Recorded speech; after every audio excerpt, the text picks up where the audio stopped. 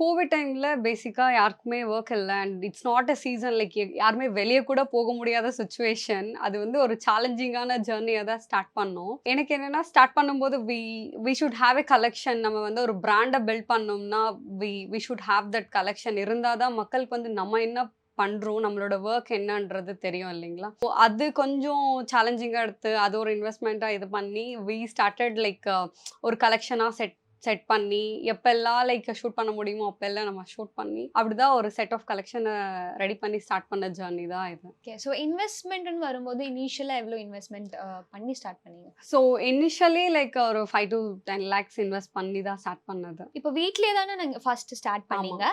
அதுல தான் இந்த இன்வெஸ்ட்மென்ட்டா இல்ல அதுக்கப்புறம் ஸ்டோர் ஸ்டார்ட் யாஹ் பண்ணதுக்கு அப்புறம்? லைக் இனிஷியலா லைக் நம்ம வீட்ல இருந்து ஸ்டார்ட் பண்ணும்போதும், நம்மளுக்கு வந்து ஒரு மினிமம் ஒரு 5 லேக்ஸ் இன்வெஸ்ட்மென்ட் தேவையான இதுதான். ஃபேப்ரிக்ஸ்லேருந்து, லேபர் சார்ஜ் எல்லாமே நம்ம மெஷின்ஸ் எல்லாமே வாங்கி இது பண்றது. ஸோ அப்படி தான் ஸ்டார்ட் பண்ணோம்.